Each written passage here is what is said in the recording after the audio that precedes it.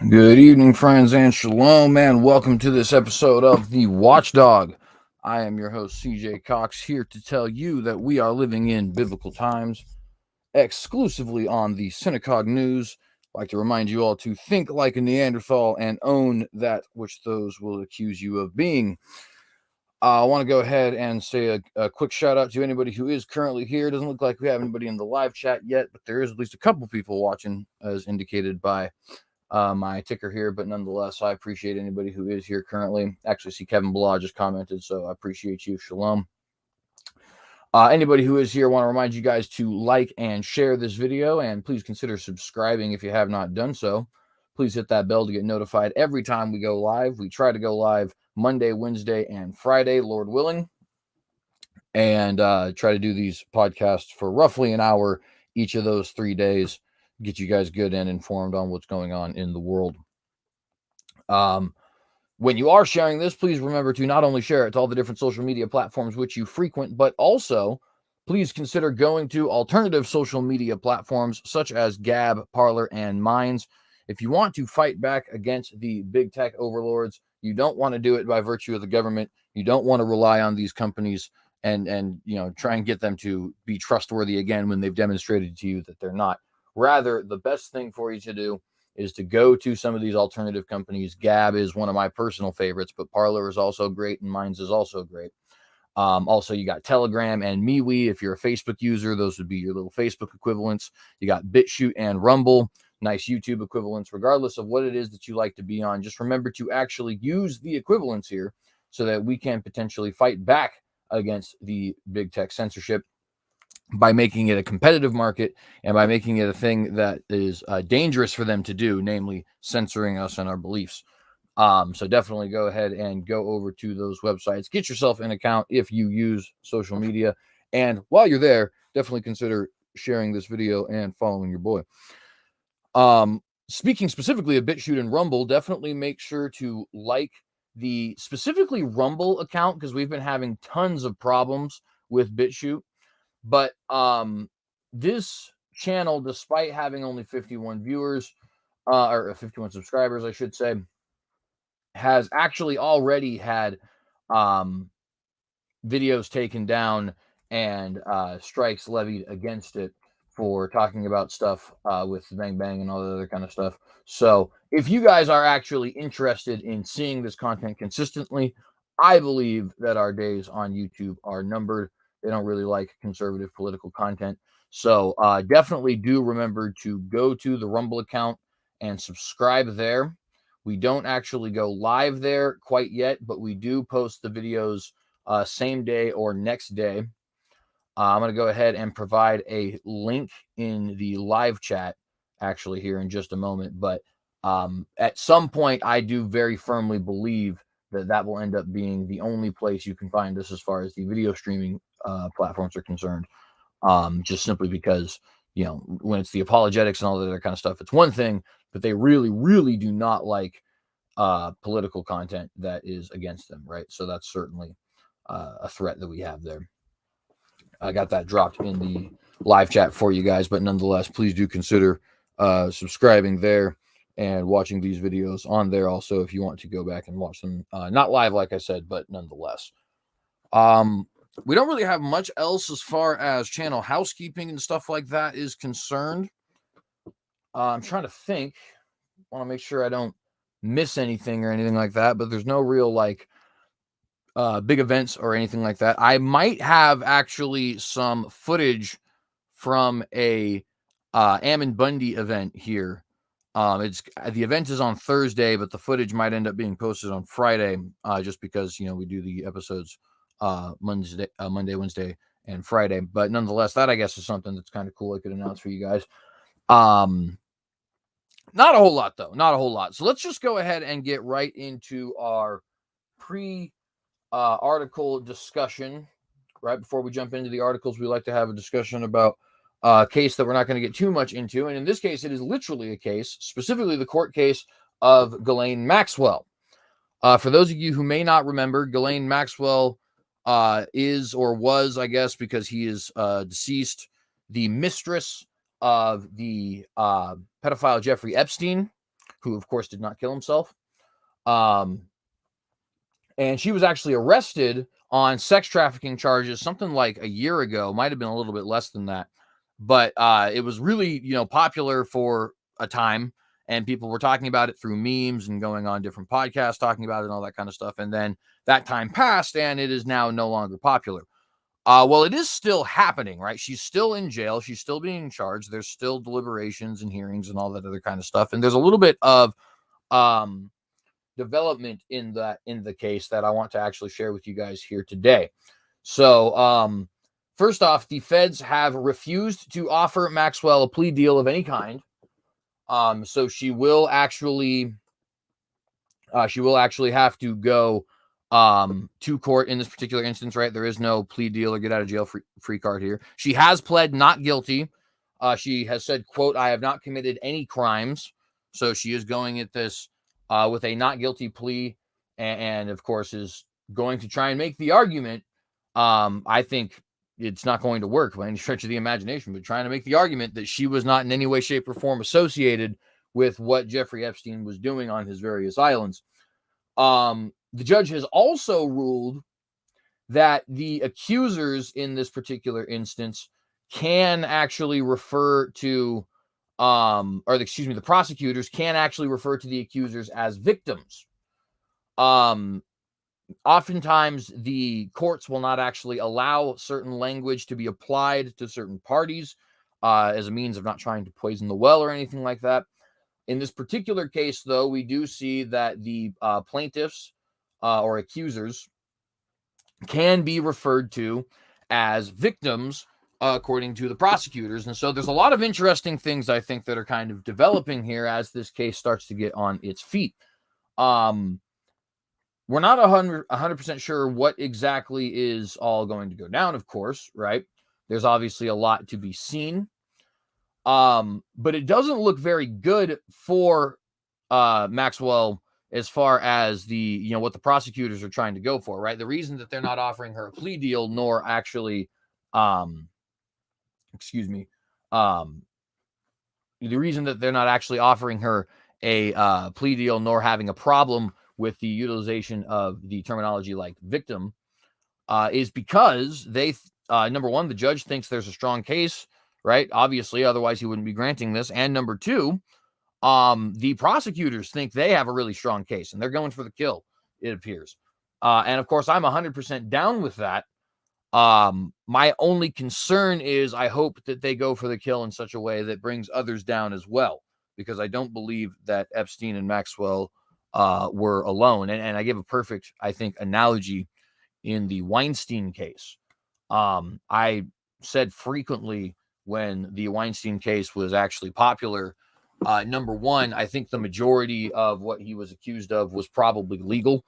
Not all of it, certainly. There's actually record, and he was found guilty in a court of law, as he should have been. But a lot of it, it sucks to say, it is abusive and it is disgusting and it's piggish. But let's be honest, casting couch is legal, and you're not actually taking advantage of anybody. That's just the facts. And not only is it legal, but everybody knows that it's happening. It's literally like a common genre in porn and a cliche skit in your teenage comedies, right? Like everybody is fully aware of that. Now, obviously, he was doing some other things as well. Some of it involving people who were under the age, some of it being just forced or non-consensual, which is obviously not necessarily the same thing, but still illegal and obviously very immoral, outright evil, to be clear. But the point just being that there was, I think, I was very clear that I thought there was a lot of nonsense around that. And a big portion of the reason why I thought there was a lot of nonsense around that, and I said this at the time, is that I thought Harvey Weinstein was somewhat of a patsy. Not willingly, but basically I thought that the idea was, if Me Too can bring down Weinstein, then not only does it legitimize the damage it's done, but also any potential benefit that could come from it gets nullified because they got the figurehead guy, Weinstein, right? And, Hollywood continues on to have its casting couches and its 16-year-old girls sleeping with people to have parts in movies. Nothing really changed, in other words. I think that there's a similar thing kind of going on here in that, Epstein and Maxwell are not alone in this, but they are being treated as if alone. And I have a fear that as a result of that, they're going to end up getting, well, Epstein's dead, right? Maxwell is going to end up getting slammed, as she should. But it's going to be probably, shrouded in a bunch of nonsense and mystery, number one. And number two, a whole bunch of people who do need to get slammed are probably not even going to get charged. There's probably not even going to be a sniff around them because everybody's focused on Maxwell. And I think that's unfortunate.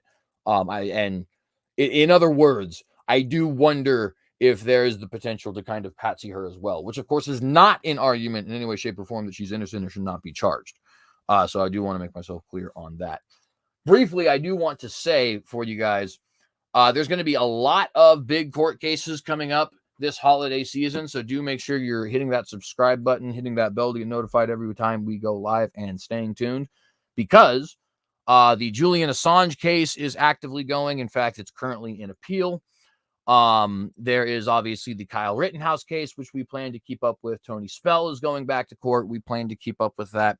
Obviously, James Coates up in Canada, as well as Artur Pawlowski up in Canada. We want to be keeping up with that. There's a lot of abortion cases, obviously a lot of cases of forced vaccination that are going to SCOTUS. Some of that we're going to be talking about today, but we're obviously going to be trying to keep up a lot with that. And just so many other things you guys are definitely going to want to be subscribing to this channel for, if you want to keep up with a lot of these court cases, right? So, definitely consider that. And let's get right into our articles for today. Just a moment.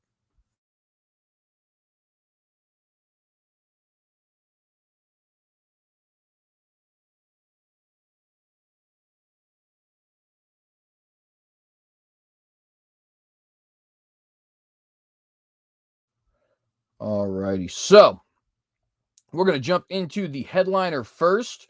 I do see so far another person in the live chat, Kevin Chaos. Thank you very much for being here. I believe we're actually on opposite ends of the political spectrum, but that's perfectly fine. That's perfectly fine. Obviously, and hopefully I can convince you, or maybe we can even get some good dialogue. Who knows? But nonetheless, thank you very much for being here. I appreciate it.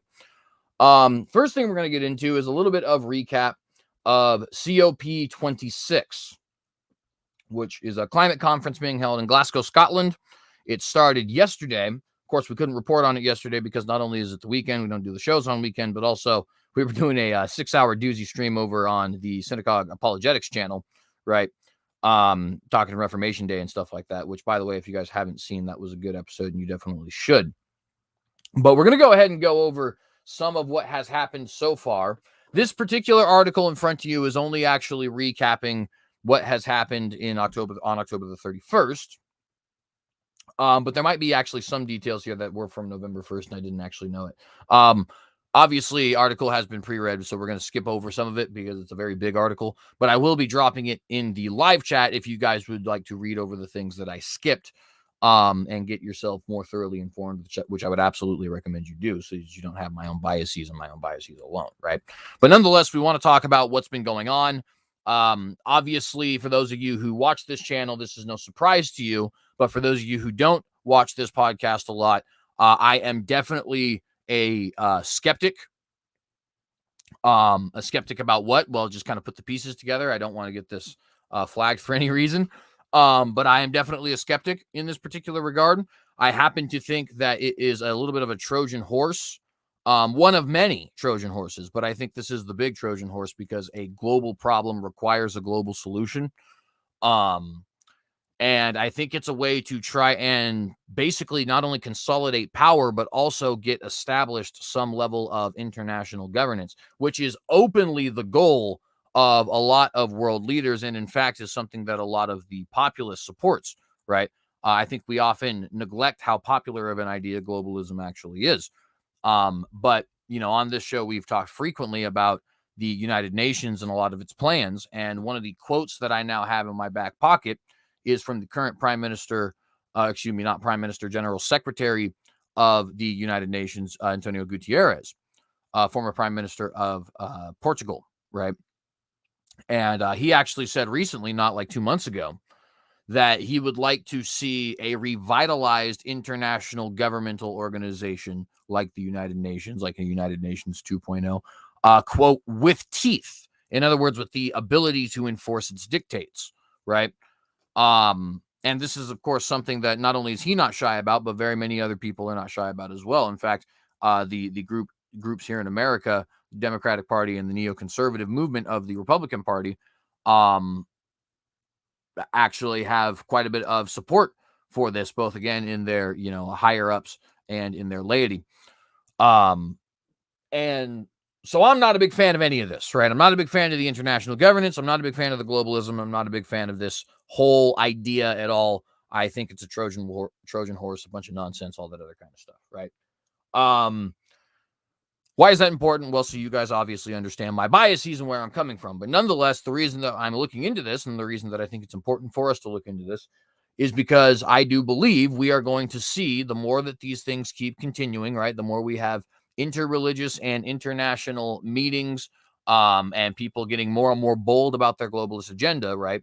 I think the more this continues, the more we're actually going to see these kinds of plans solidify into something that is actually tangible. In other words, something that we can actually see manifesting in front of us. In fact, in many ways, that's actually already occurring. See some previous episodes of the Watchdog if you don't believe me.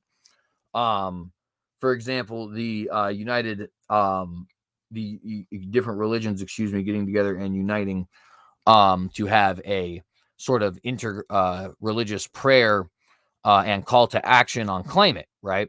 And this was representatives of the Zoroastrian faith and the Islamic faith and the Catholic faith and all this other kind of stuff, right? Well, how long have I been talking about this movement towards not just ecumenism within the church, but greater ecumenism amongst all religions? And eventually, and this is my prediction, not because I'm super smart, but because they actually said this was the goal, I think they're going to set up a second United Nations like group, but for religions. It seems like, whereas when the Watchdog was first started, which was only in 2016, if you watched on Facebook, 2016, if you watched on Facebook. When this was started here just on YouTube 2 years ago, that seemed like a conspiracy theory. Now, 2021, it's like actually manifesting right in front of our eyes, right? And I think that this is just going to be yet another example of us getting breadcrumbs to see how close we are and what actually is going to manifest and why it's a problem, right? Obviously, if you guys disagree, leave your comments, questions, critiques, all that other kind of stuff in the comment section or live chat. But nonetheless, I think this stuff is incredibly important, and I hope you guys see it as equally important in that regard. But nonetheless, this is from the New York Times, which obviously disagrees with me entirely. So if we're going to get any kind of bias from this article, it's going to be against the biases that I personally have, which is obviously good. Nice balance there, right? But key moments from day one of the COP26 Climate Change Summit. Meeting in Glasgow, Scotland, President Biden and a host of other world leaders sounded dire warnings, but hopes for breakthrough on action are muted. Let me go ahead and go over here so I can scroll down. So the first portion of this we are going to read. It says, digging our own graves with the planet in peril, leaders, appeal for urgent action. Mixed the word leaders and appeal. I apologize. Anyways, appeal for action.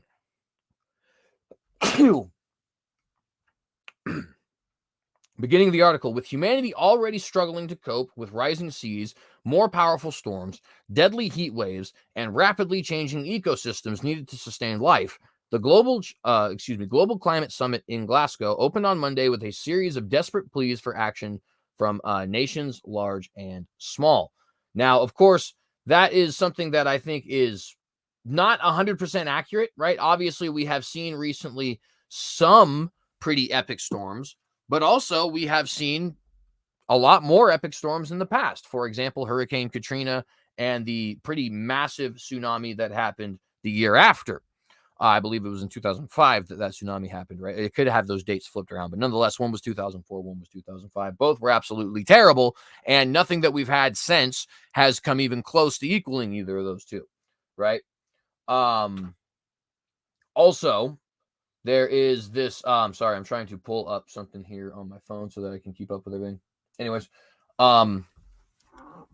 also, there is floods that have occurred in China back in the 1800s. In fact, multiple upon multiple that were absolutely devastating and killed thousands, sometimes tens of thousands, sometimes hundreds of thousands of people. There's been diseases that have broken out, such as the Black Plague, that wiped out literally a third of the population of Europe, potentially as high as half of the population of Europe. What's the point? Yeah, we've had some things that have been of concern recently. I'm not going to like pretend that that hasn't happened, right? I'm not going to, for the sake of my agenda, just la la la la la and say like, okay, I guess there was obviously the COVID thing. I happen to think that's a little bit overblown, but obviously it did happen. There was Hurricane Matthew in 2016 and like 7 other hurricanes. That was obviously pretty weird.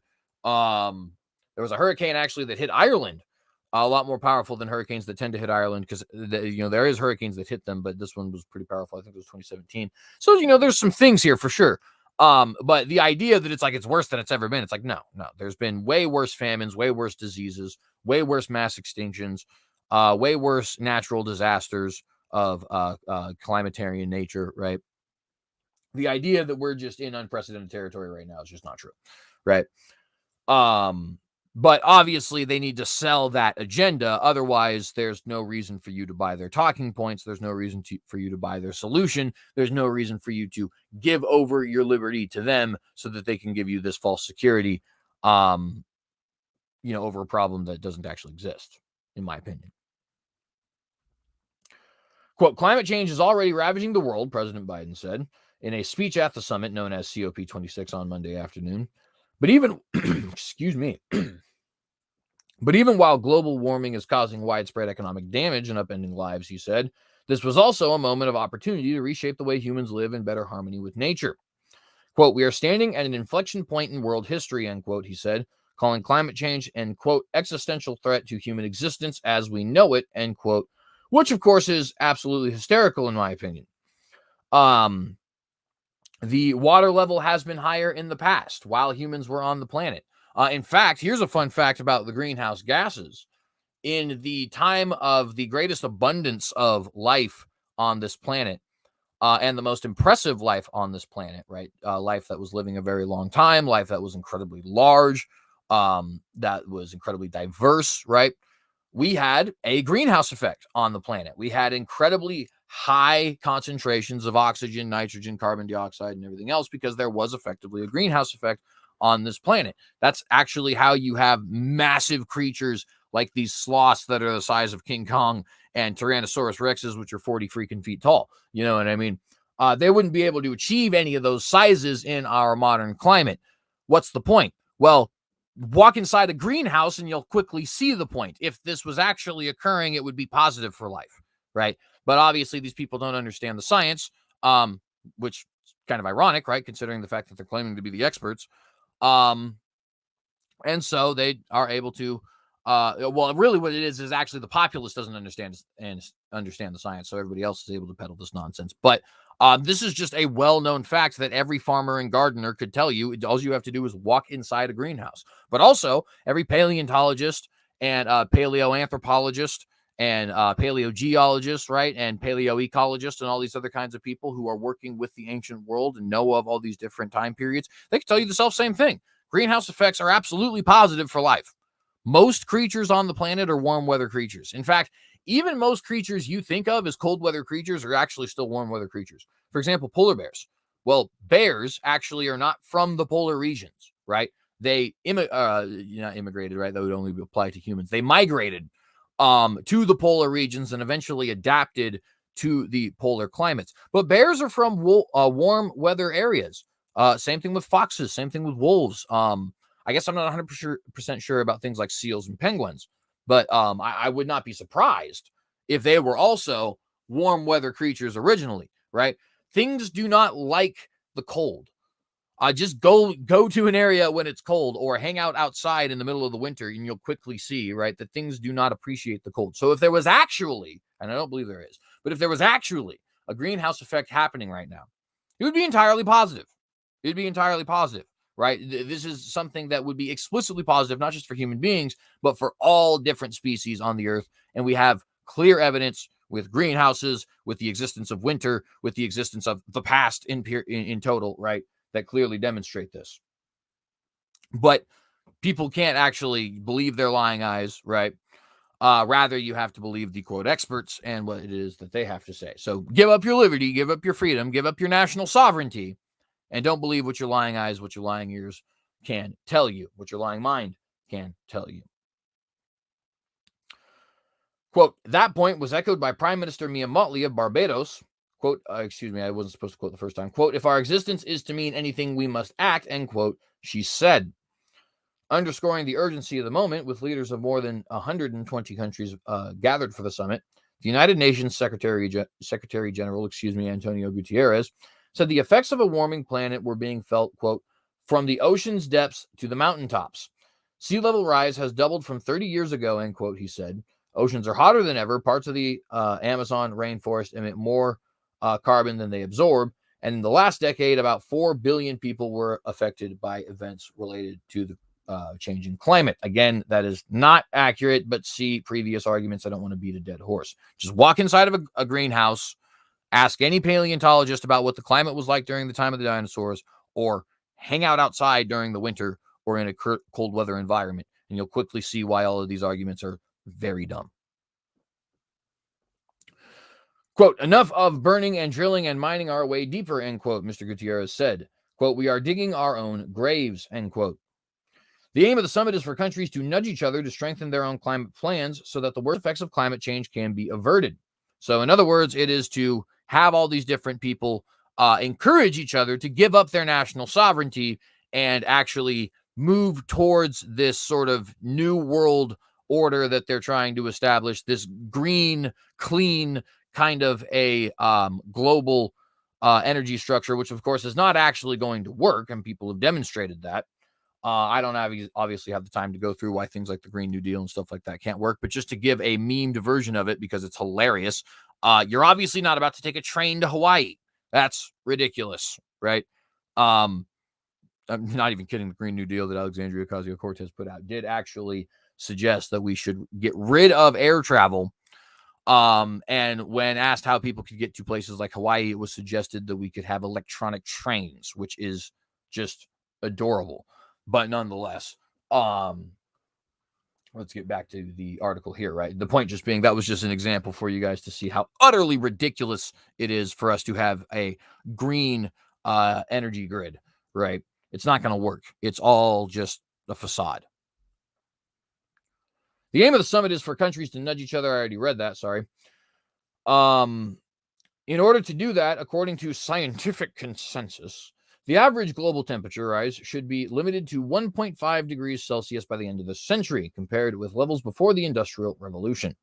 That is the threshold beyond which scientists say the danger of global warming, such as deadly heat waves, water shortages, crop failures, and ecosystem collapse, grow immensely, end quote. Mr. Gutierrez called on countries to return to the summit every year to nudge one another. Quote, until keeping to 1.5 degrees is assured, until subsidies to fossil fuels end, until there is a price on carbon, and until coal is phased out, end quote. Isn't it interesting that he wants them to all gather together using all their coal and natural gas and gasoline and million-dollar yachts and jets and all this other kinds of stuff once a year so that they can bloviate hot air and try to take your liberties?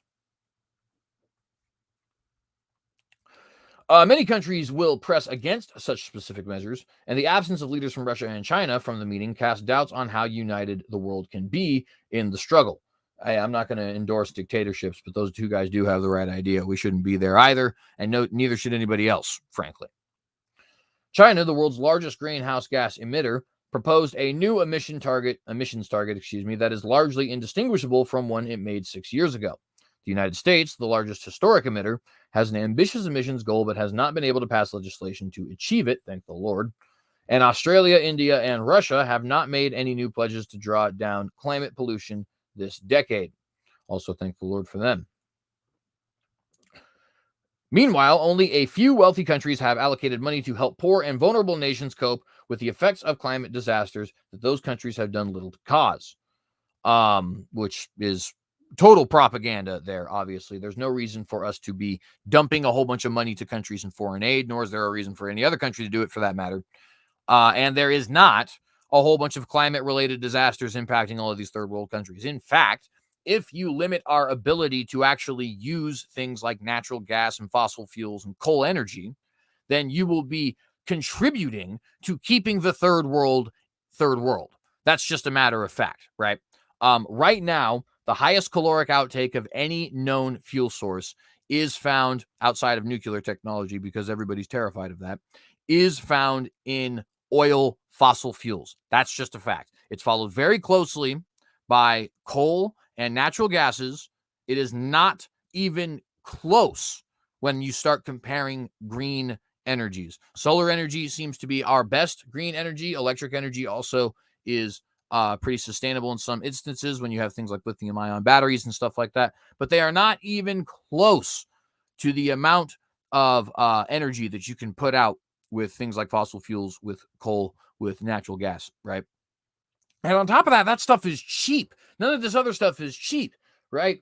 So now you take that to a country like the third world, right? Which now is getting less energy, even though they need more because they're in the third world, for more money, even though they need to spend less because they don't have any, right? And you can see how this is actually the exact opposite is true here, right? The more people start to fight for the climate agenda, the worse it gets for the third world. That's what's going to cause the crises. That's what's going to cause famines. That's what's going to cause droughts, what's going to cause natural disasters, all this other kind of stuff, right? Because human beings certainly do have the capability of causing the nature to sort of retch, right?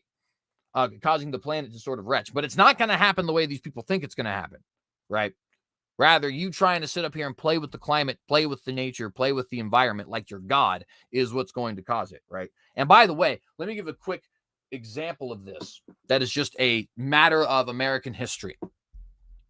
In the early settler days, there was a whole bunch of predators out here in North America, jaguars in Arizona, wolves in Nevada, wolves in Idaho as well, stuff like that, right? All this other kind of stuff. Really cool creatures, but people didn't like these creatures. People didn't like the fact that these creatures would go ahead and mess with their crops, to go ahead and mess with their livestock, all this other kind of stuff. And so they went out and actually had state mandated hunts where they effectively ended up killing off all these creatures. And now there is no longer wolves in Nevada. And though there is new reintroduced wolves, and I'll get to that, they're not the same wolves that we have as far as the ones here in Idaho and Montana. And there is no longer jaguars in in Arizona, and so on and so forth, right? That happened. The state caused that, okay? And the ecosystem gets thrown out of whack. Then, a couple decades pass, the ecosystem adapts because it's designed by a brilliant designer, and it's starting to get to the point where it can actually function again, right? Where it's, getting past all the repercussions, the serious repercussions of what we had done to it. And what happens? The state comes back and says, hey, we're going to try and fix our problem by reintroducing these creatures that were never actually native here, right? And the ecosystem gets thrown out of whack again. And now you have a whole bunch of people who are, trying to be zealous for the deer population. And you have wolves that are more violent than wolves that have, ever existed in the region. And you have people who are having their livestock attacked and all this other kind of stuff. And you fast forward a couple decades, and what's happening? Hey, let's have a state-mandated wolf hunt. Repeat the process. Instead of just staying away. The problem was caused by humans. Then when the ecosystem tried to fix itself, another problem was caused by humans. Then we have something where the ecosystem tries to fix itself, and another problem is caused by humans, right? And it's the same exact thing here with the climate issue. Meanwhile, only a few wealthy countries, I already read that, sorry, those two factors make the likelihood of success at the conference known as COP26 uncertain. Prime Minister Boris Johnson of Britain kicked off the summit with an urgent call for action, likening climate change to a bomb primed to explode, even as he acknowledged the challenges, ahead. Man, I remember actually thinking that Boris Johnson was going to be good for that country. I am so sorry, guys. Man, what a fool we were, right? That man is an absolute joke. Anyways, quote, the tragedy is that this is not a movie and the doomsday device is real, he said. Humanity has long since run down the clock on climate change. It's only 1 minute to midnight as the doomsday clock, on that doomsday clock, and we need to act now, end quote, he says. Remember in 1985 when they said if we didn't act now being 1985, that we were all going to be dead by 2000, and then it, ended up being 2021 and nothing happened. Or when Al Gore said we were going to be out of fresh water by 2014, and then it was 2021 and nothing happened. And we can, of course, continue with that, so on and so forth. None of these things ever end up occurring. Why? Because climate scientists, quote unquote, have the predictive capabilities of a freaking fortune cookie, my friends. And frankly, they're all ideologically driven. None of them are proper scientists anyways. They're jokes. They're all absolute jokes. This has been demonstrated numerous times by not only people who were once climate activists going out and leaving these groups, right? Stephen Crowder has documented this as well as numerous others. But on top of that, one of the big things that our good friend Julian Assange actually leaked back in 2008 was people fudging the numbers on climate change data, trying to make it look like the climate was getting hotter when in fact it really wasn't, right? That's a matter of indisputable fact at this point. Happened 13 years ago. But of course, everything that these leakers end up actually dropping, it just ends up getting instantly forgotten by the population. Unless, of course, it's somebody from Facebook saying you should censor more right-wingers. But I digress.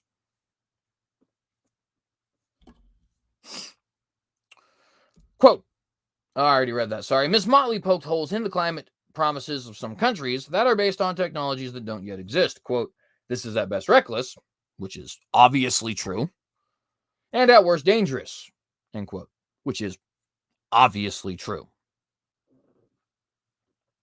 Anyways, the next one is another one which we will read, which is talking about Biden.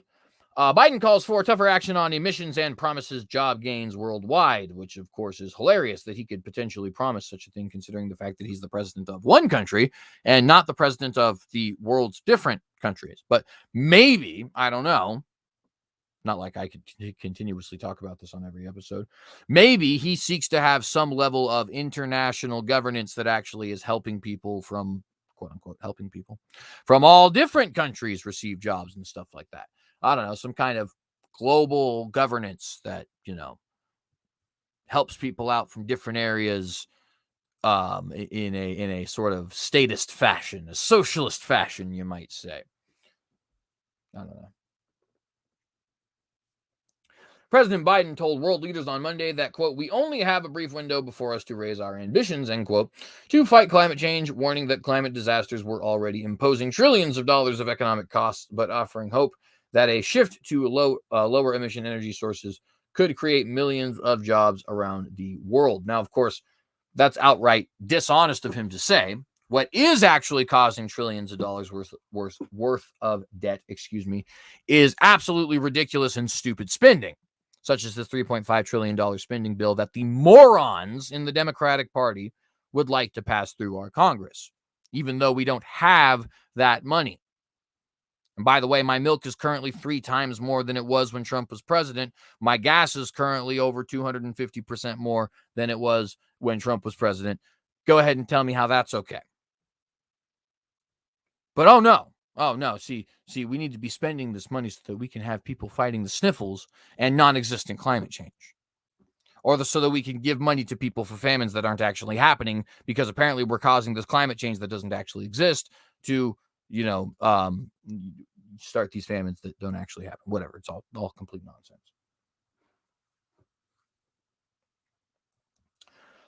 President Biden told world leaders on Monday, I already read that, sorry, quote, Glasgow must be the kickoff of a decade of innovation and ambition to preserve our shared world, end quote, Mr. Biden said in a speech that lasted over 11 minutes. I'm surprised he could talk that long.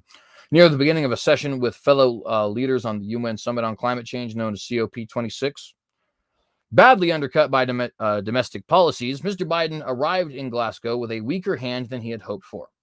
Opposition in Congress has forced him, thank the Lord for that. Opposition in Congress has forced him to abandon the most powerful mechanisms in his climate agenda. Thank God. Thank God. And there are some Democrats, by the way, who are to be held in high esteem, like Steve Mnuchin, for example, the guy from West Virginia, right, who are to be held in high esteem for their willingness to stand up to their own party when it came to them wanting to slam through this ridiculous spending bill, right? So definitely give the credit where credit is due there.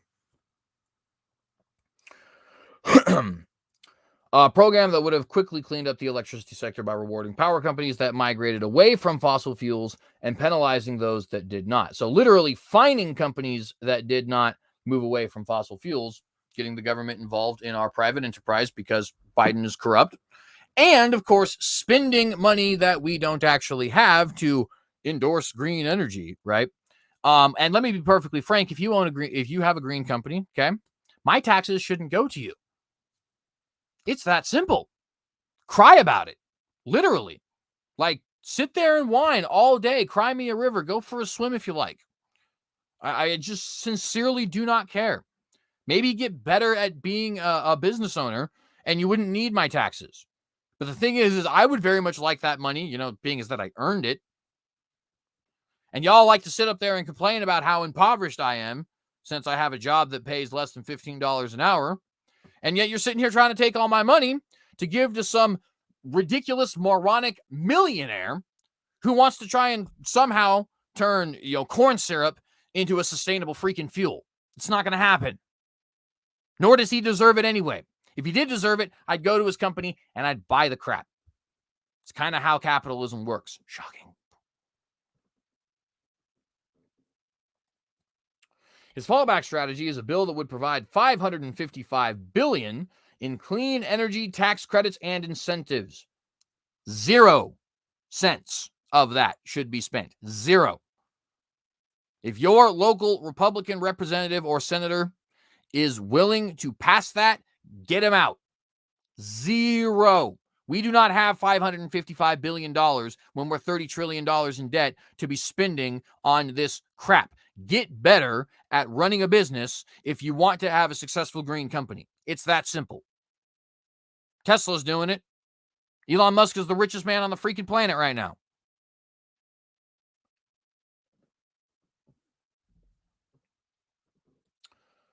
It would be the largest amount ever spent by the United States to tackle global warming, but would only cut about half as much pollution. The largest amount ever spent when we just got done with $4 trillion in deficit spending, when we just hit the $30 trillion deficit mark, when inflation is soaring through the roof, when people are not only unable to feed themselves because they don't have jobs in some instances, but in other instances, companies are unable to stay open because people aren't willing to get jobs. This is the moment when we should spend more than we ever have on this non-existent problem.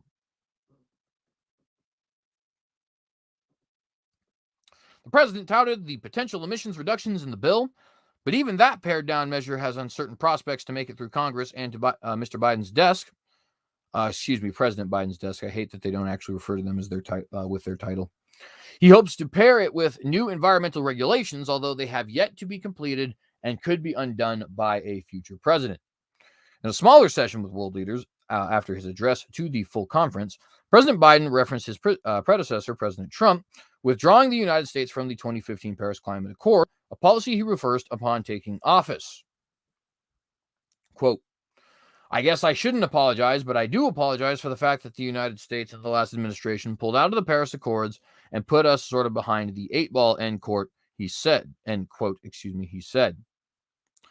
President Biden did not lay out more ambitious short-term targets or pledge for Americans' emissions reductions beyond those he detailed at a climate meeting in April, although he said he would release on Monday a long-term plan to bring the United States to net zero emissions by 2050.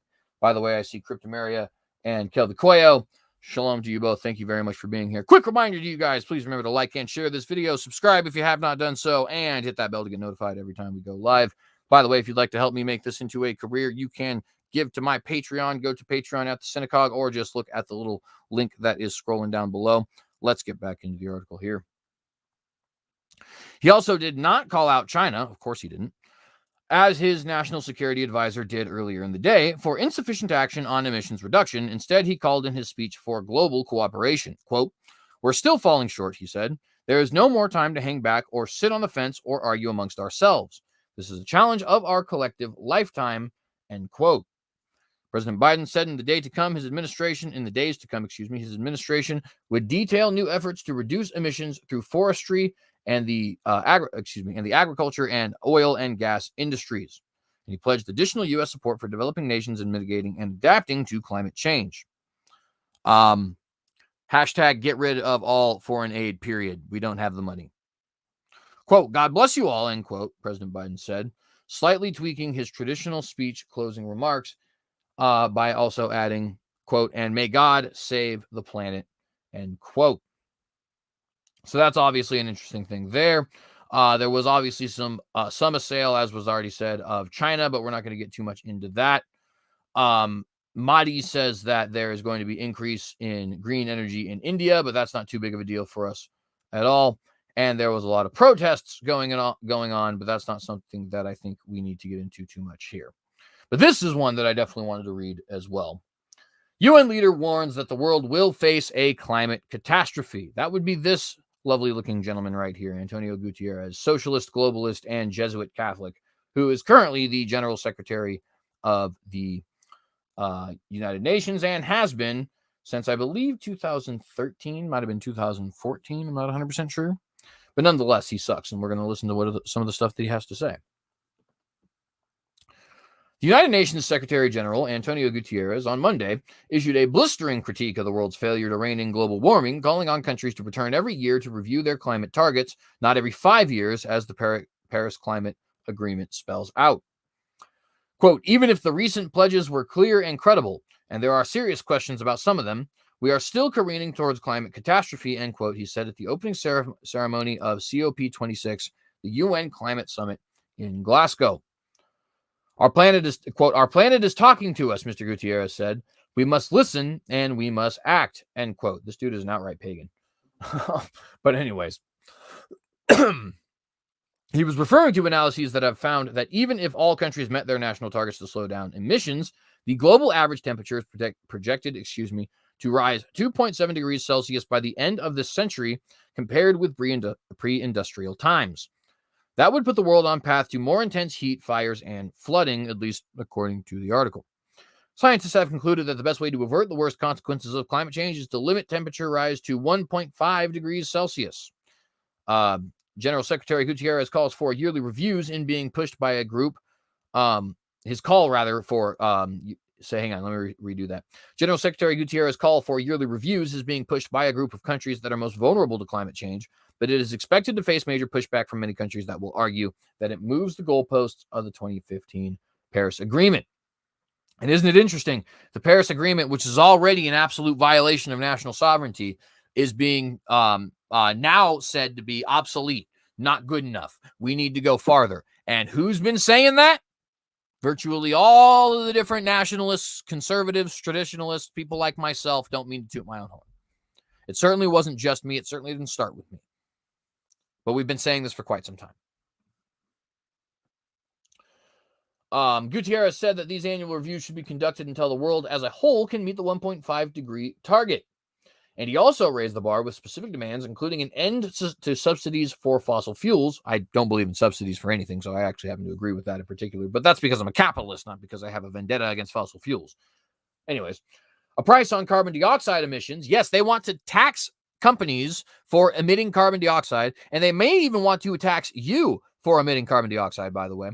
So when people say, hey, they're going to tax things like cow farts or the emissions that you actually have in your car, that's not a conspiracy theory. They not only want that, but they want that to come from an international body, not your nation, not even your state. Forget national sovereignty. That stuff be damned. That's archaic barbarism, right? We're moving on into the future.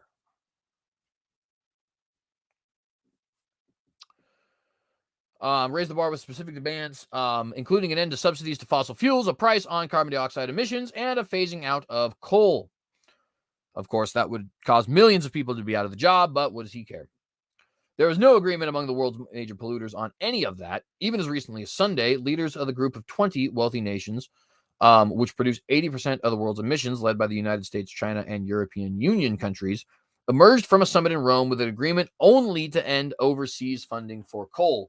But even that is, of course, an attack on coal. And yeah, I bet you didn't know that there was actually a summit happening in Rome, a G20 summit. We'll actually have to get some reporting on that. But in the meantime, I will at least drop the link in the live chat for you guys so that you can read for yourselves.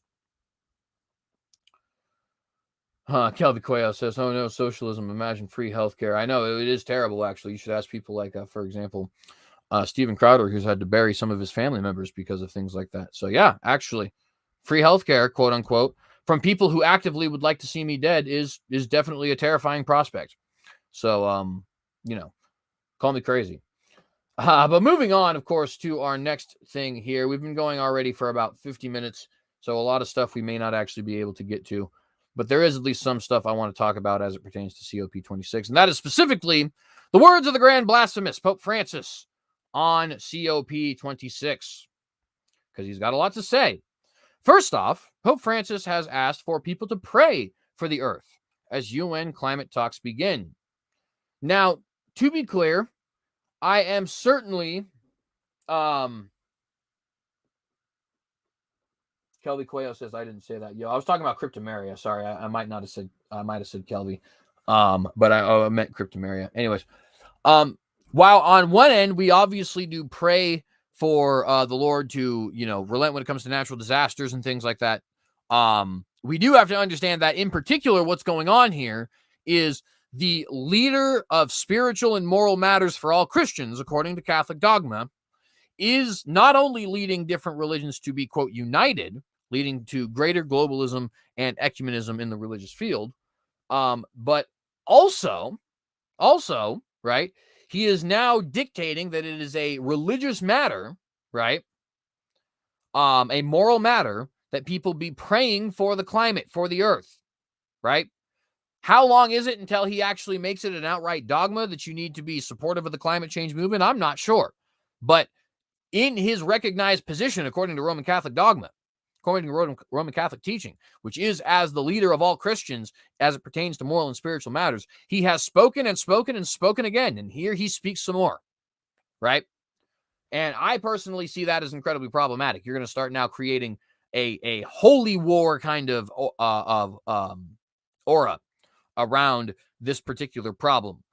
It will ultimately lead to very bad places, I guarantee it.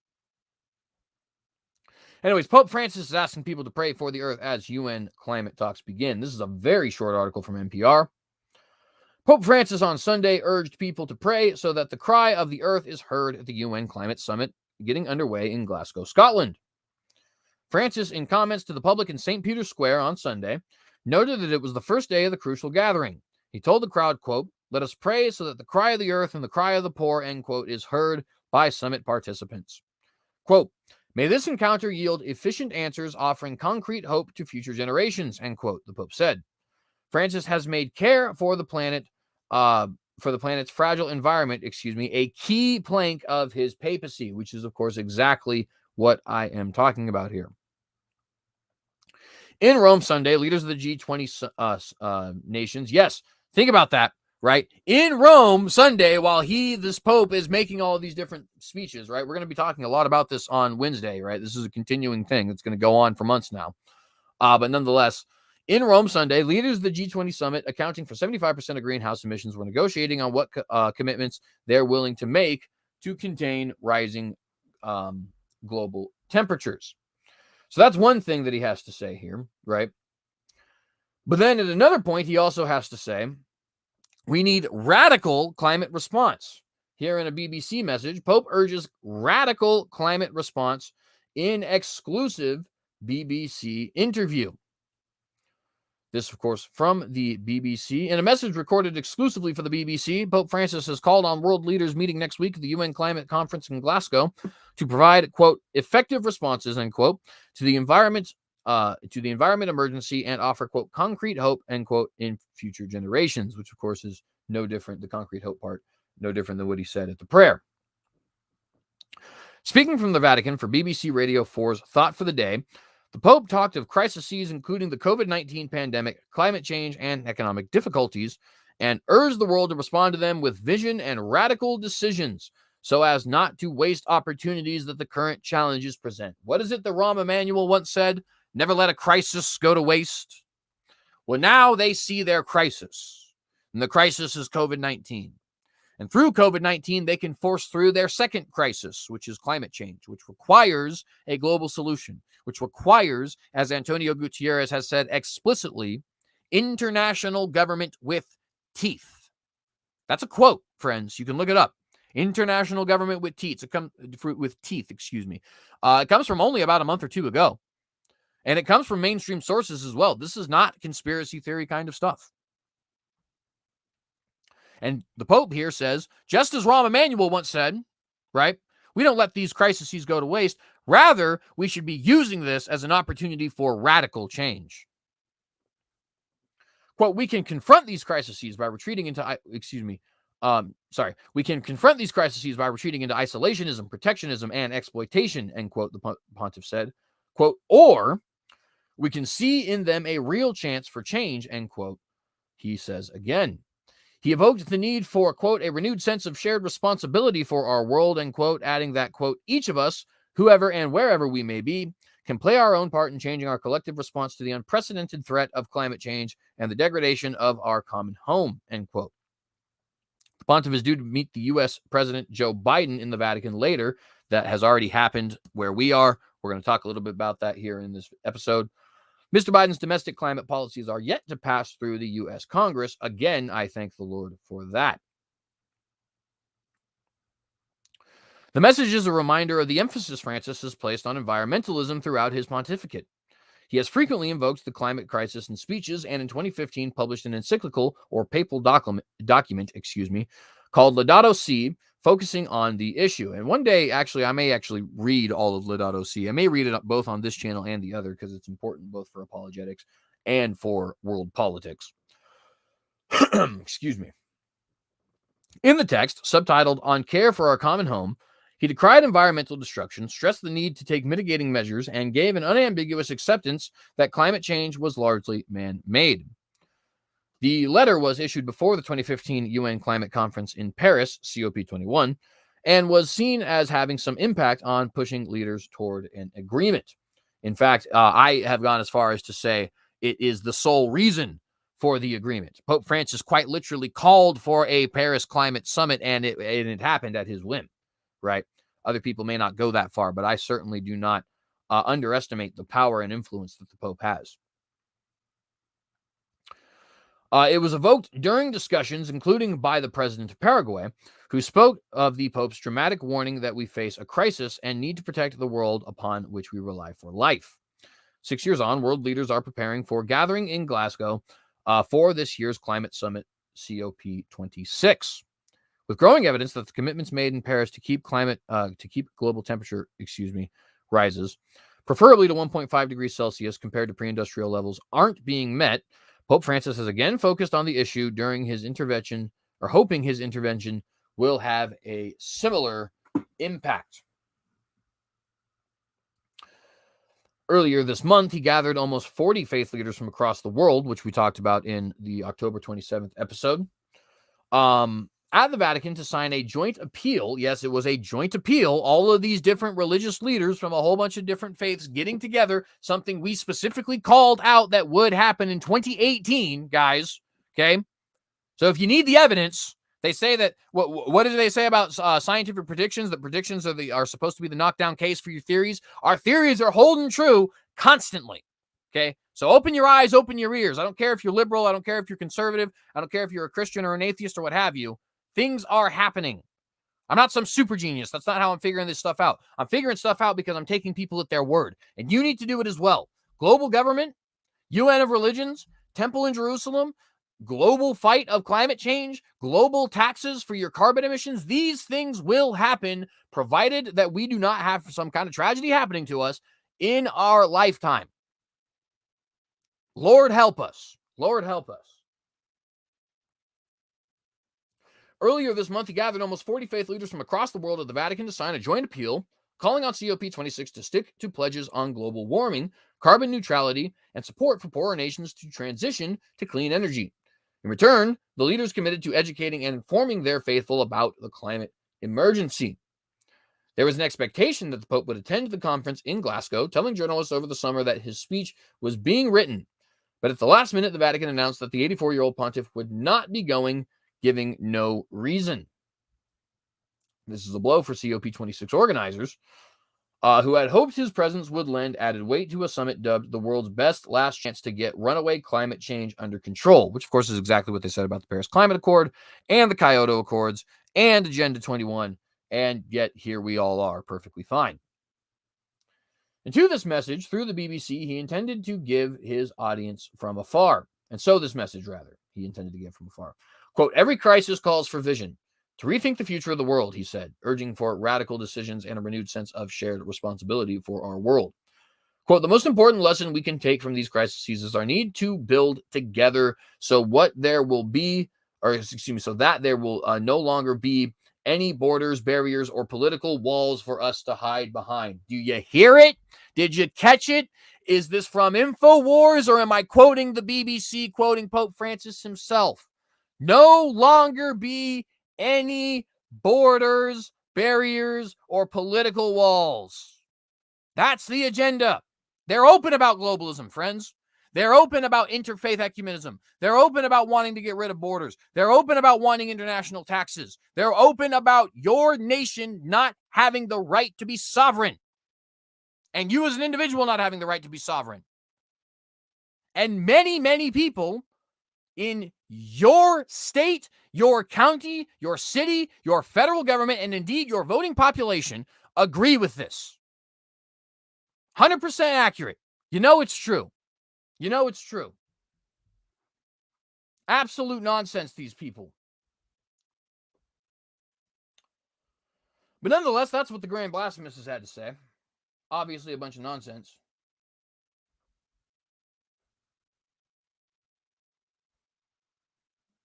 What is this? You became a member of the Avaz movement and started receiving these emails when you signed August 22nd Apostasy Day. That's interesting. Anyways,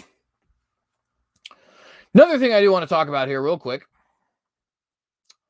is Francis's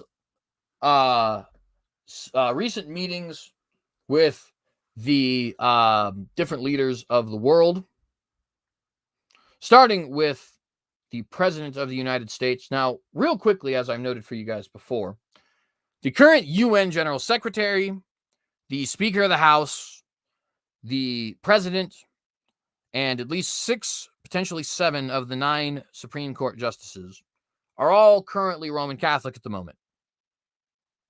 Do with that information what you will, but I am personally just very distrustful of that particular fact.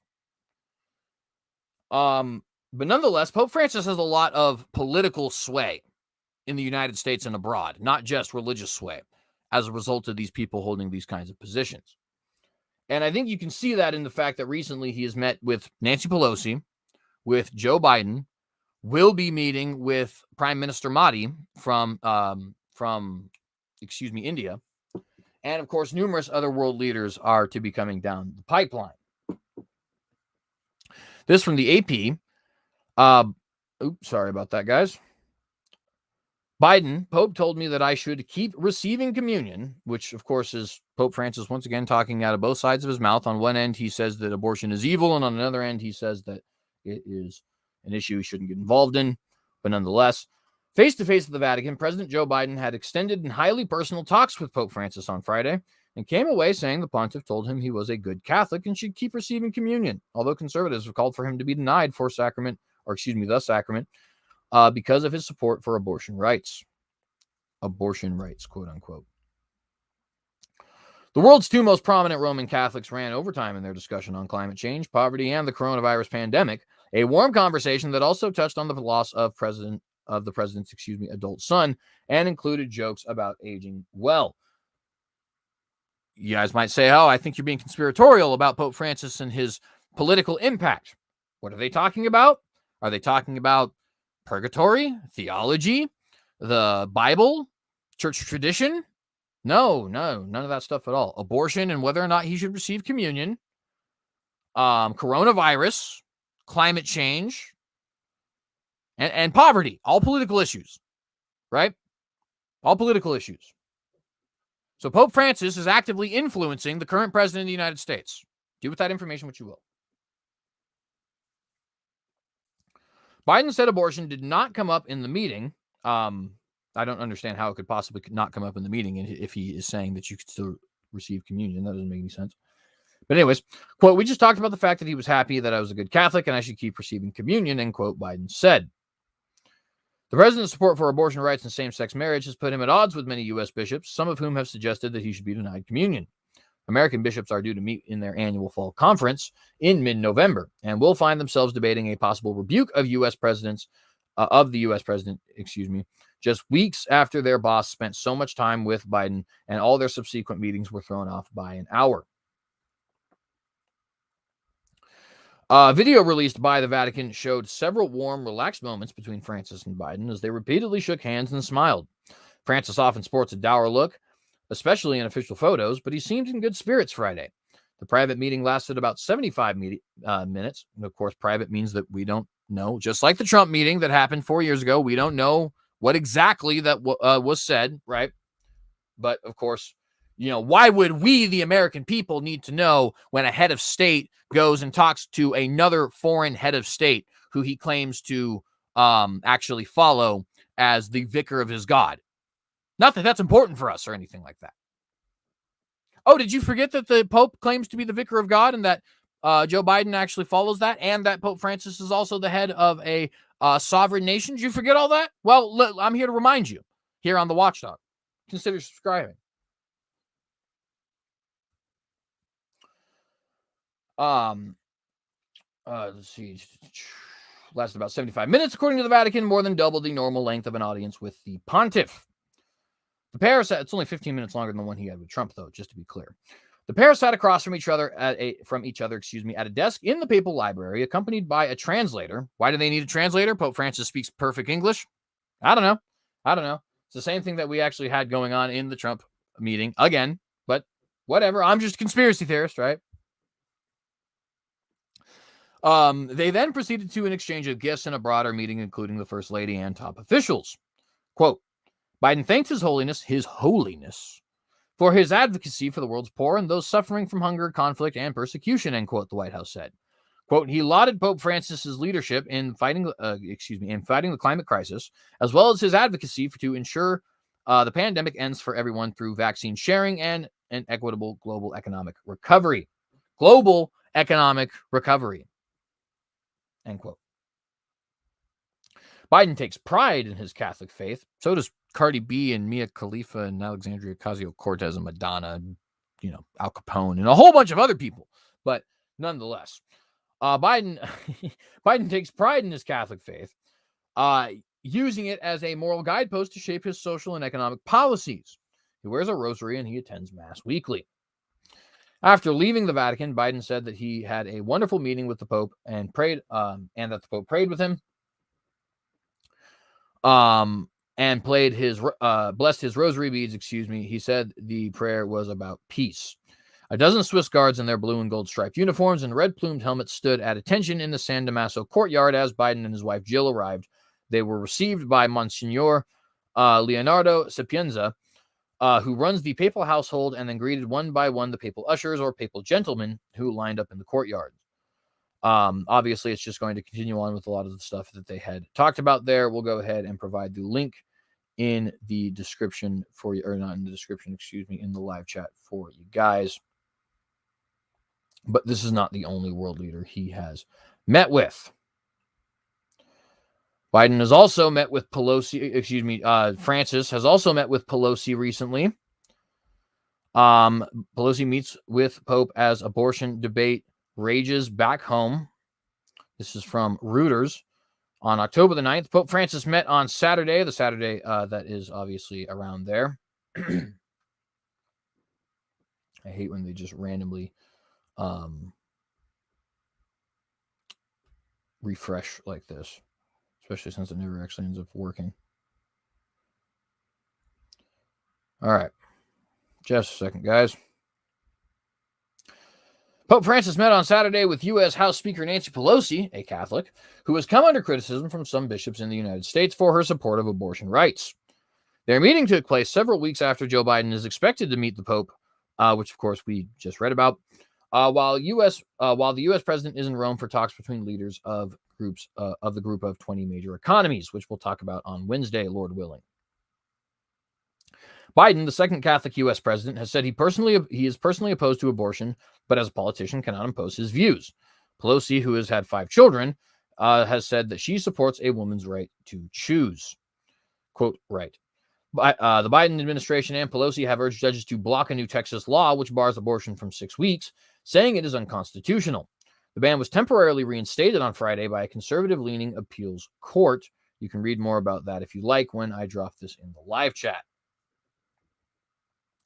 The Catholic Church teaches that human life begins at conception, And Biden and Pelosi have been criticized by conservative Catholic media and U.S. conservative bishops, some of whom say neither should be allowed to receive communion.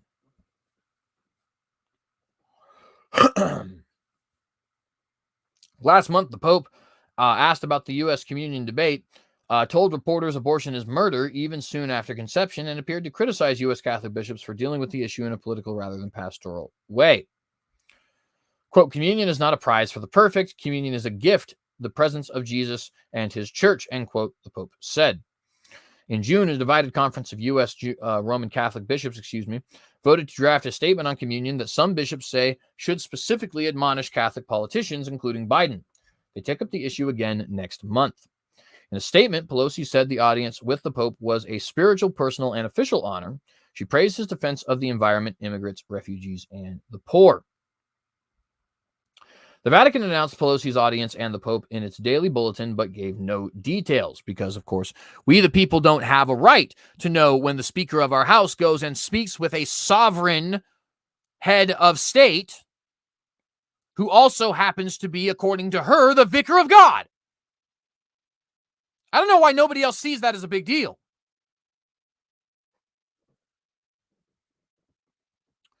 After Pelosi met former Pope Benedict in 2009, the Vatican said he had told her that legislators and other public figures should help create a, quote, just system of laws capable of protecting human life at all stages in its development, end quote. The Archbishop in Pelosi's home city of San Francisco, Salvatore Cordileone, has said public figures who support abortion should be denied communion in his archdiocese and has urged Catholics to pray for Pelosi's conversion of heart. Cardinal Wilton Gregory, the Archbishop of Washington, D.C., has not tried to stop Biden, a regular churchgoer, from receiving communion. Biden's meeting with the Pope will be the first since his election, although they have met several times before, including when he was vice president to Barack Obama. Pelosi is in Rome for a parliamentary speakers summit ahead of the G20 meeting, as well as a meeting of parliamentary leaders before the UN Climate Change Summit, or COP26, next month. Francis told the parliamentarians separately on Saturday they had a decisive role to play in protecting the environment. The Vatican announced on Friday that the Pope would not be going to Glasgow, but that its delegation would be headed by Cardinal Pietro Parolin, the Secretary of State, or Parolin, the Secretary of State. Yeah, Secretary of State, because it's a sovereign nation. It's not just a church. Anyways, last one, Pope Francis is also going to be meeting with Prime Minister Modi of India. This gentleman right here, who, as you can see, has already met with him before. Prime Minister Narendra Modi on Saturday invited Pope Francis to visit India as he called on the head of the Catholic Church at the Vatican in their first ever one-to-one meeting, which you can obviously see pictured here. At the Vatican, Modi was accompanied by National Security Advisor Ajit Doval, and External Affairs Minister I'm probably going to pronounce this wrong, I'm sorry, Jaishankar. This is a tweet here. Had a very warm meeting with Pope Francis. I had the opportunity to discuss a wide range of issues with him and also invited him to visit India. This is a third world leader meeting with Francis in the month of October, right? It was the first ever one-to-one meeting between Prime Minister Modi and Pope Francis, the head of the Catholic Church. Modi is the first Indian Prime Minister Francis has met since becoming the Pope in 2013. The Prime Minister also met Cardinal Pietro Parolin, the Secretary of State of the Vatican City-State, who, of course, we heard mentioned earlier. The first Pope to visit India was Paul the Fourth, who visited Mumbai in 1964. John Paul II visited India in February 1986, as well as November 1999. Minister of State for External Affairs, I'm totally going to pronounce this wrong, V. Muralidharan. Oh my goodness. Muralidharan. That's what we're going to go with. V. Muralidharan. In October 2019, met Pope Francis at the Vatican. So obviously no details there, but now we have Prime Minister Modi of India. We have the religious leaders from all across the world. We have the President of the United States. We have the Speaker of the House of the United States, all meeting with Pope Francis in the month of October, right before COP26, and of course, during a meeting of the top 20 economies in Rome, where his entire nation happens to reside. All coincidence, nothing to see here. But nonetheless, there is all that there. We're just going to go ahead and read everything else here that I have. So I got a couple other things to read for you guys. Congress seeks to draft your daughters. Yes, ladies and gentlemen, in an era where we thought we could have the draft eliminated entirely, no, now, because of wokery, because of feminism, we are actually now actively discussing whether or not your wives, your daughters, your mothers, your grandmothers should actually potentially be draft material. The nation has completely and totally lost its mind. But nonetheless, Congress moves towards requiring women to register for the draft. Democrats appear united in wanting the change, while Republicans are split. So Democrats, thanks to the disgusting, god-awful cancer that is feminism, are united in saying that your daughters should be drafted, should go to war, should be forced to kill and be killed, potentially be prisoners of war where they would be subject to rape and other such tortures. Democrats are united in that. Remember that when you go to the voting booth. But also remember when you go to the voting booth, the Republicans are split. Yes, conservatives are actually torn on whether or not we should have women on the front lines of our wars. Has the entire world lost its mind? Are we not chivalrous any longer? What man amongst us would not stand up immediately if any other man was trying to sit up there and try to, it doesn't even have to be violent, even aggressively approach a woman? None of you going to stand up?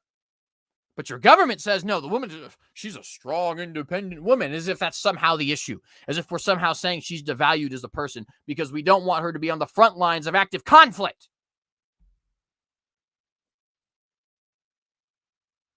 This is the result of feminism, friends. Feminism is divorce. Feminism is rampant adultery. Feminism is the worst sexualization of women in world history. Feminism is getting females involved in the draft. This is the cancer that is feminism. It's disgusting. And I am openly and avidly supporter of the patriarchy.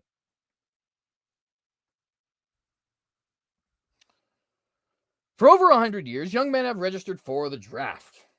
Now, Congress is poised to make a historic change for gender equality. Yes, let's make sure that women are dying on the front lines. That definitely makes us equal as humans.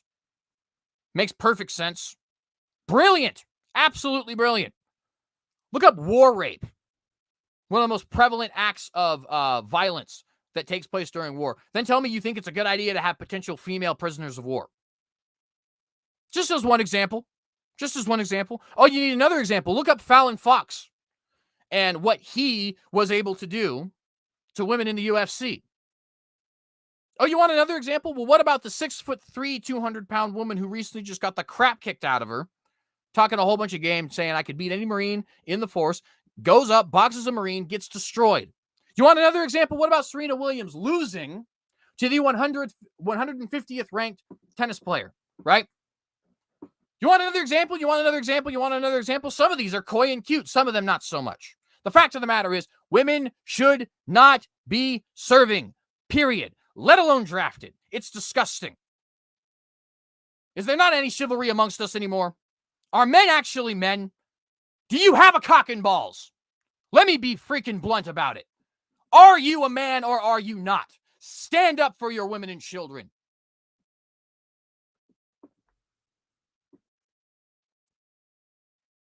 Now, Congress is poised to make a historic change for gender equality by requiring women for the first time in American history to do the same.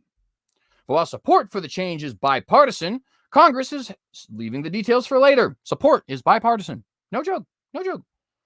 That's the easy thing to do, considering the military hasn't drafted anyone since the Vietnam War, and it's possible it never will need to again, even though they now want to increase it to include women. Makes perfect sense. But if a crisis of monumental proportions were to emerge, the logistics of incorporating women into a much larger military could prove complicated. Would drafted women be expected to serve in combat roles? Obviously they would, because that's not very gender equal if they're not, right? And if not, what would their roles be? Oh, we're talking gender roles? I thought we were talking about gender equality. Anyways, would they be housed with men? It appears that neither Congress nor the Pentagon has thought that through. In fact, by the way, what even is a man? What's a man? Liberals? I mean, I thought it was just whatever your mental state happened to dictate. So, of course, they're going to house together. I mean, obviously, it's not like there's any biological difference between the two, right? Gender equality. Of course, how can you have... There's no such thing as equality between one and one, right? So, if either gender exists or we need gender equality, but whatever, I digress.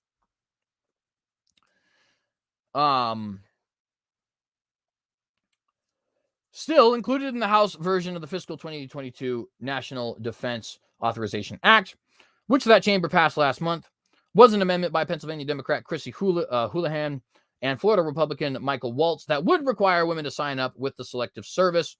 Florida, remove this filth, this subhuman scum, this disgusting excuse for a man. Get him out. That would require women to sign up with the Selective Service, a government agency that keeps records of Americans eligible for a potential draft. And the Senate Armed Service Committee also included language that would require women to register when it marked up its version of the NDAA in July, although the full Senate has not yet taken it up. Proponents of the change see the move as a victory for women's rights. Women's rights, that's hilarious, right? Go get yourself killed. That's apparently women's rights. Chivalry be damned. That's apparently women's rights. Quote, equity is important, Houlihan said to CQ roll call in an interview, and women have constantly had to fight for a level playing field, and this change is a step in the right direction, end quote. Waltz argues that were a crisis requiring a draft to emerge, the United States would need every available person, because, of course, he's not a man. Now, he would never go to the front lines. And his daughter, no, she's not going to the front lines. But for certain, your daughter should be going to the front lines. Waltz argues that the country would need everybody, man, woman, gay, straight, any religion, black, white, brown, he said recently on the House floor. According to Houlihan, she and Waltz paired up on the amendment out of a shared belief that Congress should change the current outdated way of thinking about things. Waltz is a former Army Green Beret, could have fooled me, who served in Afghanistan. Let me just say right now, your service means absolutely nothing. And now that you've done this. In fact, I spit on your service. But nonetheless. Houlihan spent 17 years in the Air Force and Air Force Reserves, leaving as captain, and same goes for you as well. Of course, not quite as bad, because at least you are a woman, Miss Houlihan. Democrats seem united on making the change. Republicans are split, but a critical mass seems to now favor it.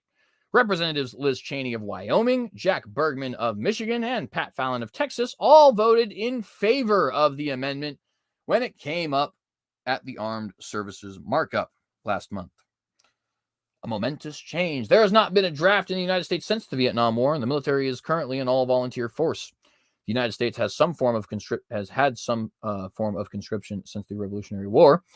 A draft system was used during World War I, and the nation's first ever peacetime draft was held in 1940 prior to the American entry into World War II. 10 million men were drafted during World War II. From the end of World War II until 1973, men were drafted to fill vacancies in the military. The Selective Service went into a standby period after 1973, but registration resumed in 1980. Since then, young men not yet old enough to legally drink have had to register with the agency within 30 days of their 18th birthday and are eligible for a draft until they turn 26. The Houlihan Amendment's passage follows the release of a March 2020 report from the 11-member National Committee on Military, National, and Public Service, a panel created by Congress in the fiscal 2017 NDAA that recommended women be included in the Selective Service. The panel found that inclusion of women was, quote, in the national security interest of the United States, end quote. During a March 11th hearing before the Senate Armed Services Committee, the panel's chairman, Joseph Heck, an Army veteran and Republican who represented a Nevada district in the United States, or in the House, for 3 terms, said including women would improve the military's ability to maintain high personnel standards. I'm disgusted that me and Heck are from the same state. I'm originally from Nevada, by the way. Quote, it is the equal obligation of all Americans to defend the nation if called to do so. Not true. False. In that sense, no, I'm sorry, not true. If you are a man, it is more your obligation. That's just the way it is. Okay? Your job is to be the protector, to make sure that they do not have to, women and children, I mean, and also the elderly, and also those who are not able to make it, right? Those who are crippled, potentially, those who are mentally handicapped, any of that other sort of stuff, right? It is your job to protect the weak. It is not her job. Sorry. I know gender roles can be tough, but that's the way it is. You didn't get a choice. God made that choice for you. You need to man up. It's not equal.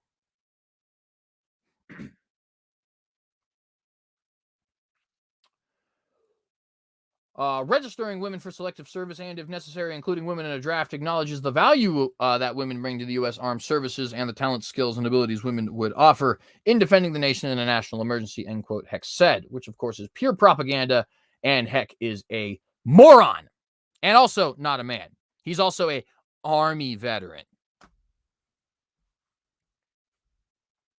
According to Houlihan, including women in the selective service is just part of a larger overhaul that the system needs. The selective service should not just be about combat roles, but also about calling upon Americans to fill other military positions, including cybersecurity and engineering roles, Houlihan said. Women have been eligible to serve in all the same military occupations, including combat roles, as men since December 2015, which, of course, is utterly disgusting. Women should not be in the military at all. Controversial opinion, but I don't care. It's the facts. Currently, women make up 16% of the military's total force, according to an analysis from the Brookings Institute. But Houlihan demurred when asked about the logistical challenges of integrating women into the military in greater numbers, and she acknowledged that there would be some complications and that no work had yet been done to that end. According to the Selective Service website, the agency is capable of registering and drafting women with its existing infrastructure, quote, if given that mission and modest additional resources, end quote. Some elements of the military however, have already studied potential effects of integrating women into the services of a large scale and found reason for concern. A 2015 study conducted by the Marine Corps found that all male ground combat teams outperformed their mixed gender counterparts in nearly every capacity, including an infantry integration test. No way. That's so shocking. It's almost like we're a patriarchal species by nature. That's kind of why chivalry exists. But no equality. In June, the Marine Corps paid the University of Pittsburgh $2 million to study the sociological and physical training effects of increased gender integration in recruit training. The results of the study are not yet available. The Marine Corps was just 8.6% female in 2018, about half of that of the other services, a 2020 GAO report found. In March, the Marine Corps opened its training facilities at Camp Pendleton, in San Diego to women for the first time, after Congress forced its hand. A provision in the fiscal 2020 Defense Authorization Law ordered the service to fully integrate women into its training battalions in Parris Island, South Carolina by 2015, in San Diego by 2028. GOP opponents. Logistical challenges are not the only sticking point for some opponents of the change. For some Republicans, the inclusion of women in the selective service is a moral issue. Thank God it is for at least some people left on this planet. Only that may come up. That may come up when the House and Senate conference the defense policy bill later this year. At the Senate Armed Services markup over the summer, 5 Republicans voted against the amendment by the panel's chairman, Democrat Jack Reed of Rhode Island, requiring women to register. Ranking member James Inhofe of, I don't know if I said that right, of Oklahoma, he's actually a Cherokee, by the way, was among the 5, along with Tom Cotton of Arkansas, Josh Hawley of Missouri, Roger Wicker of Mississippi, and Mike Rounds of South Dakota. Thank the Lord for all of you gentlemen and true men. Cotton tweeted at the time that he would, quote, work to remove it before the defense bill passes. In 2016, both the United States House and Senate Armed Forces panels approved the change, but it did not make it into the final fiscal 2017 defense authorization bill. In the House that year, the Republican majority effectively stripped the provision out of the NDAA on the floor without a vote when the Rules Committee adopted a so-called self-executing rule that turned the required registration into a mandate for a study on the issue.